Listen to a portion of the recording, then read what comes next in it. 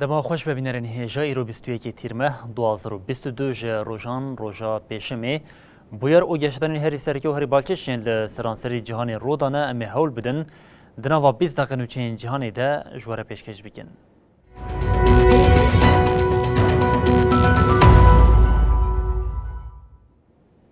بله جاری کردن دما خوش ببینرین هیجا کمکوشیه که نو لدیروکا دولتا ترکیه زیده بو اوه که هر جاری کسیم بگونه بون آرمانجا وی کمکوشیه لزاخوی ارتشا ترک ایریشی گرسه که گشتیارین عراق کر او ده انجام ده نه کس هاتن کشتن بیتری 20 کس جبرین دار بون دنوا قربانیان ده زاروکه که یک سال جهیه جدر وی پدکی لسر استا باشور عراق جهان عرب او نافنتوی نرازی بونین لدش کمکوشا دولتا ترکیه زیده بونه.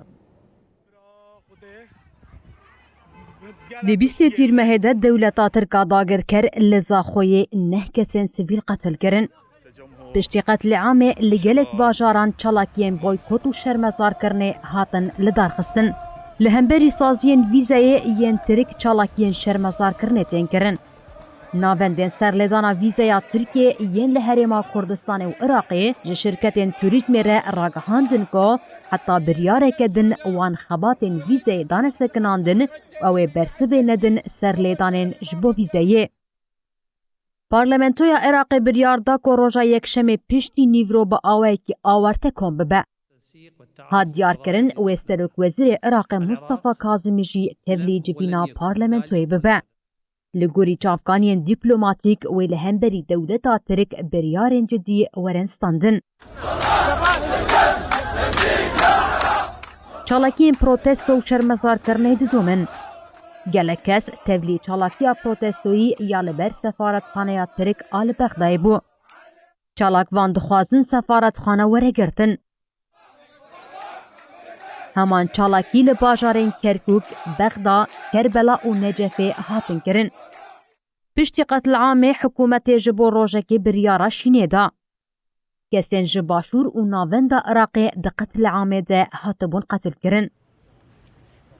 پشتی ایریشن برژی وزارتا کار درویا عراقی بانگل سفیر ترکیه لبغدای دکر لی پشتره تو گاو ند هاتن آویتن. حکومت وی جاره نرازی بونه که تند نیشاندا و خواست ارتشا ترک عراقی درکوه. ایریشا دولتا ترکا کجر دقادا ناف دولتی ده جی راستی برتکن تند هات. بردف که وزارتا کارین درویا ایرانی ناصر کنعانی بداخویانیه که ایریشا دولتا ترک شرمزار کر. کنعانی پشتوانی خوب مالباتین قربانیان حکومت و گل عراقی را راگهاند و تکیزی بگرینگی استقرار و اولهیا عراقی کر. وزارت کار درویا مصر و لیگا عربی جی بداخویانی جدا ایریش شرمزار کرن. بردف که وزارت کارین درویا امریکای نیت پرایس بداخویانی که گوت قتل کرنا سیویلان نای قبول کرن. دوی همو دولت لگوری قانون ناو نتوی پابندی بوناخواه یا پاراستنا سیویلان پیک بینن. وزارت کارین درویا آلمانیای جی لسر بویر داخویانی که نویسکی وشاند. وزارت داخویانی ده اوها گوت. ایریشن لدج سیویلان به تو آوائی نای پجراندن. آلمانیا ریز و گرینگی که مازن ده سروریا عراقی و حقوقا ناو نتوی. حکومتا برلینه خواست در پرسیار بین اشکره کرن.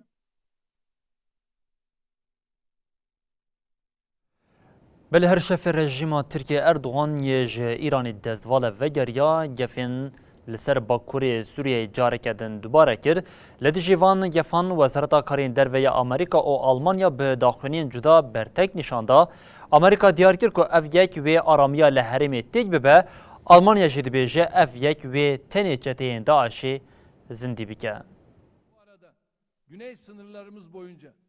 نزی دو ماهانه ایدی رژیما ترکیه به اشکره گفائری شکنو یا داگرکری لباکوری سوریه دخواه. وزارت کار درو یا امریکا جارک دن دجبریا خواه یا لسری ریشک داگرکری یا لباکوری سوری آنی زمان. We remain deeply concerned about discussions of potential increased military activity in northern Syria. نید پریس دو داخویانی چاپمنی یا روشانه ده جارێکە دن هەلوەستا وڵاتی خۆ یا لەسەر مژارێ زەلال کرد. پرێس دیار کرد کوان بەریانها هەلوەستا خۆ یا لەسەر vê mijarê bi zelalî diyar kiribû û destnîşan kir ku ew ji nîqaşên li ser ihtimala zêdekirina tevgera leşkerî li Bakurê Sûriyê bifikarin. Êrişek li ser herêmê wê bandorê li ser xelkê herêmê bike. Berdevkê Wezaretê Anî Ziman ku ew her pêngavekî aloziyê mezintir bike şermezar dikin. Neydî prês careke din tekez kir ku operasyoneke leşkerî yan û li Bakurê Sûriyê wêzirarê bide aramiya herêmê û got. Ev yek wê hêzên Amerîkî li herêmê û şerê koalîsyonê li dijî Daişê bixeme tirsiyê. Prês diyar kir ku li Sûriyê di têkoşîna li dijî Daişê de pêşketinên mezin çêbûne û anî ziman ku ji bo ev pêşketin nekevin xeteriyê dixwazin bi Tirkan re xebatên ji nêzve bidomînin. Milli güvenliğimize kasteden şer odaklarını Suriye'den söküp atmakta kararlıyız. Şefê rejîma Tirkiye Recep Tayyip Erdogan jî di hevdîtina bi formata asîtaniya ya li Îranê de biryardariya Tirkiye ya derbarê operasyona leşkerî ya navborî de nîşanda. Lê Serokê Rusya Vladimir Putin û Serokkomarê Îranê İbrahim Reîsî li dijî vê planê derketin. Li aliyekî din cara yekem hikûmeta Berlîn li dijî operasyoneke muhtemel a Tirkiye li dijî Bakurê Sûriyê ne. Li Almanya hikûmeta federal careke din hişyarî da Tirkiye ku li Sûriyê operasyoneke leşkerî neke. Berdevka Wezareta Karê Derve di daxuyaniya xwe de wiha got. Operasyoneke nû ya li dijî herêmê wê rewşa gelên li herêmê bixe nava metirsiyê. Tevî vê wê careke din bibe sedema bihêzbûna Daişê.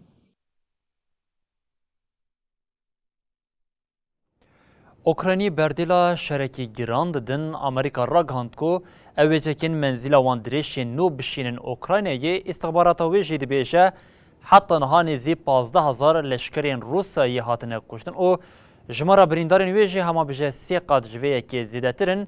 Di vê navberê de bandora şerê Ukraynaya li ser Ewropayê jî dewam dike. Di şerê ku pênc mehên li Ukrayna dewam dike de gevxwarinên Rusya tûştir dibin. Amerîka ragihand ku tê texmînkirin di êrişa 24 Sibatê ku Rusya li dijî Ukrayna dayî dest pêkirin û heta niha nêzî 15,000 leşkerên wê hatine kuştin.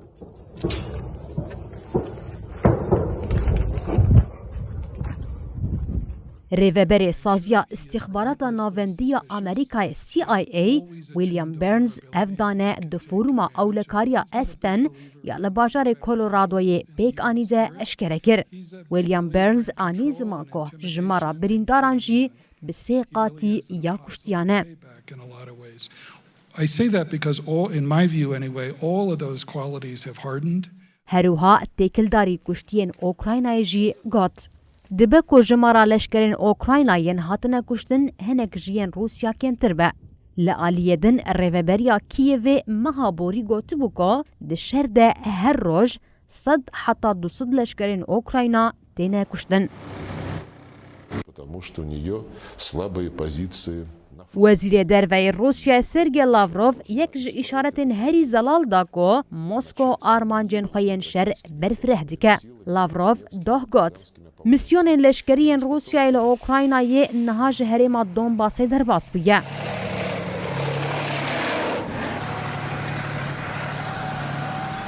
Lê rêveberê CIA Burns dibêje rastiya ku hêzên Rûsî hîn jî li Donbasê kom bûne bi kêmanî heya niha nîşaneke ku Moskow ji têkçûnên xwe yên di destpêka şer de ders girtiye. Burns got. Artêşa Rûs niha ji têkiliyên nêzik dûr disekine û iddia kir ku Rûsyaya xwedî fûzeyên dûr avêje û niha bi rêya van hewl dide hêzên Ukraynayê têk bibe.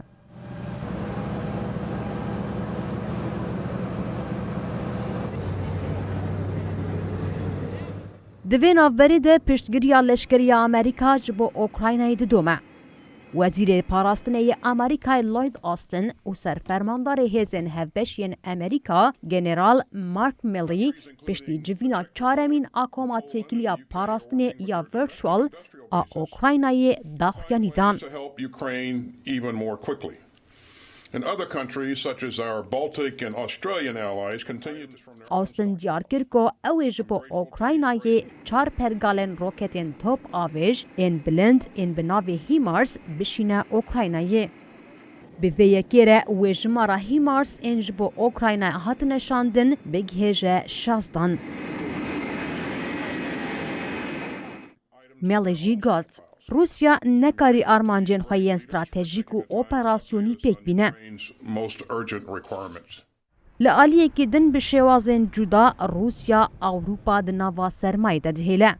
Moskow beriya 10 rojan bi hinceta lênîrîna xeta Nord Stream 1 şandina gaza xwezayî rawestan dibû. Herî dawî careke din Rusya dest bi şandina herîkîna gazê kir. Lêbelê rayedar diyar dikin ku rêjeya hatinê ji sedî 30 kapasîteyê ye.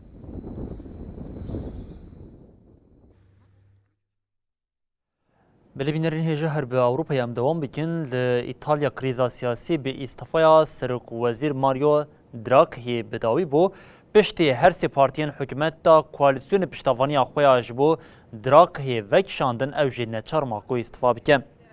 Serokvezîr Mario Draghi ku doh li İtalyayê di senatoyê de dengê pêbaweriyê bi dest xist îro li parlamentoya jêrî naxivî. Draghi da xeftina xwe ya li parlamentoyê de got piştî ku sê partiyên hevkarên koalîsyonê piştgiriya xwe ya ji hikûmeta wî re kêşandin ew ê bi serokkomar Sergio Mattarella re bicive û biryara îstîfayê ragihîne. Paşê Draghi çok koşka serokkomariyê. Vê carê serokkomar jî îstîfaya Draghi erê kir. Niha li pêşiya welat ji bo diyarkirina serokvezîrê nû helbijartina pêşwextê pêk were. Hêjayê bibêrxistinê ye ku di nava heftên pêş de ev bû cara duyemîn ku Draghi îstîfaya xwe pêşkêş dikir.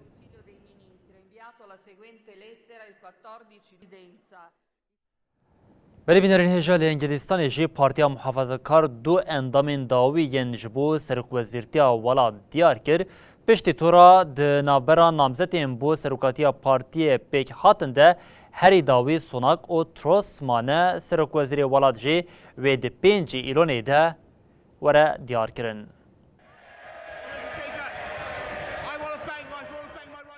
Piştî ku Serokvezîr Boris Johnson ji serokatiya Partiya Muhafazakar a Brîtanyayê îstîfa kir, pêşbirka serokatiya partiyê dewam dike.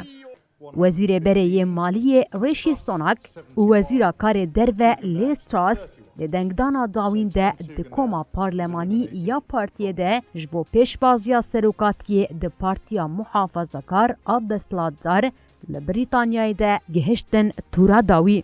Alîkara Wezîrê Bazirganiyê Penny Mordaunt bi dengê herî kêm ji tura dawî ya pêşbaziyê derketibû. Di nav du berbijêrên mayî de zêdetir 160,000 endamên partiyê wê serokên nû yê Partiya Muhafazakar û di heman demê de serokvezîrê nû yê Brîtanyayê hilbijêrin. Serketiyê hilbijartinê wê di 5 Îlûnê de diyar bibe. Namzetên ku beşdarî dengdana dawî û dabeşkirina dengan bûne wiha ne. Rishi Sunak 137, Liz Truss 113 û Penny Mordaunt 105. Tên qaşkirin ku Sunak ê ku herî zêde deng ji wekîlên muhafazakar standiye wê nekare ji endamên partiyê ew qasî dengan bi dest bixe. Beriya dengdana doh pêk hat de lêpirsiyek bi 725 endamên partiyê re hat kirin. Li gorî lêpirsiyê Sunak di dengdana endamên partiyê de wê nekare mîna niha bi ser bikeve. Piştî dengdanê Rishi Sunak vîdyoyek li ser hesabê xwe yê medyaya civakî belav kir û spasiya parlamenterên ku dengdana wî kir.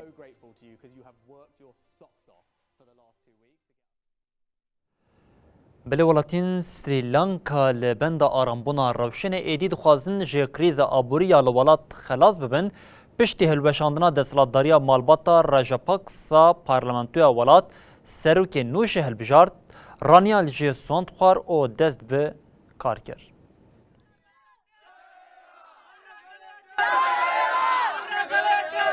Li Srilanka xwepêşandanên bi mehan dawî li desthelata bêtirî 20 salî ya malbata Rajapaksa anî. Li gor nûçeyên ku di medyaya Asyayê de belav bûne, ji bo Ranil Wickremesinghe ku weke nehemîn serokê welêt hat hilbijartin, merasîmek hat li darxistin. Wickremesinghe di merasîmê de li ber sererkanê dadwer Jayantha Jayasuriya sûnd xwar û dest bi erka xwe kir. Têpayîn ku Wickremesinghe hevkarê xwe wezîrê perwerdeyê Dinesh Gonawardena weke serokwezîr tayîn bike. Tonight, in the face of these issues, Serokkomarê heştemîn ê welêt gotabaya Rajapaksa piştî protestoyên dijî hikûmetê welat terrikan dibû û di çardê tîrmehê de biriya îmêl îstîfa kiribû. Li ser vê yekê serokwezîrê berê Wickremesinghe weke serokê welat yê demkî hatibû rakandin. Tevî Wickremesinghe yek ji kesayetên sereke yên muxalefetê wezîrê berê û berdevkê hikûmetê Dolas Allahoproma û seroka Baskê Marksîst li parlamentoyê Anora Komara Disanayaka ketin pêşbaziyê. Wickremesinghe served as Sri Lanka's Prime Minister. Wickremesinghe ku deng bi dest xist wê heta 2024 li ser erka serokatiya welat bimîne. Li gorî gelemperiyê Rajapaksa ger ji desthilatê nehatibe xistin wê heta wê salê li ser erk maba. Wickremesinghe di hilbijartinên serokatiyê yên 1999 û 2005 de jî namzet bû lê nehat hilbijartin. Vîrusa meymunê di nava bêdengiyê de belav dibe rîxistina tenduristiyê ya cîhanê ragand ku li heftê welatan 14,000 haletên nexweşiya meymunê hatine tespît kirin. Li Afrikayê jî ji ber vê nexweşiyê heta niha 5 kes mirine, rîxistinê ji bo COVID-19 jî hêşiyariyên xwe careke din dubare kir. Rêveberê giştî yê rêxistina tenduristiyê ya cîhanî, Doktor Tedros Adhanom Ghebreyesus di civîna çapemeniyê ya ku li navenda rêxistinê ya li Cinêvrê hat hildarxistin de, rewşa dawî ya di derbarê zêdebûna bûyerên COVID-19 û nexweşiya meymunê de nirxand. Tedros dazanîn ku li cîhanê 14,000 pêketiyên nexweşiya meymunê hatine tespît kirin. û diyar kir ku li Efrîqiya 5 kes ji ber vê nexweşiyê mirine. Ghebreyesus diyar kir ku piraniya bûyeran di mêrên ku li Ewropayê têkiliyên wan ên homosekswal hebûn de hatin tespît kirin. Rêveberê rêxistinê te kes kir ku hejmara dozên nû yên cîhanî di 6 hefteyên dawî de hema du qat zêde bûye û ev tiştanî ziman. Mirinên ji COVID-19 herçend nebiqasî jimara pêketiyan jî be lê dîsan jî zêde ne. Zêdebûna bûyeran têwateya ku em ê hîn bêtir li nexweşxaneyê bin û jimara miriyan wê hîn zêdetir bibe. Doktor Tedros Adhanom destnîşan kir ku têkildarî zêdebûna jimara pêketiyan de fikar hene û got sedema vê zêdebûnê dibe ku mutasyoneke em berê dizanin be an jî dibe ku ew mutasyonek be bi tevahîn û be. Ghebreyesus destnîşan kir guheretoya nû ya COVID-19 wê jiyên berê bihêztir û bi bandortir be kir û ev hişyarî kir divê hemû welat xwe amade bikin. Welatên ku kapasîteya xwe ya têkoşîna li dijî şewbê kêm dikin, rîskên mezin digirin.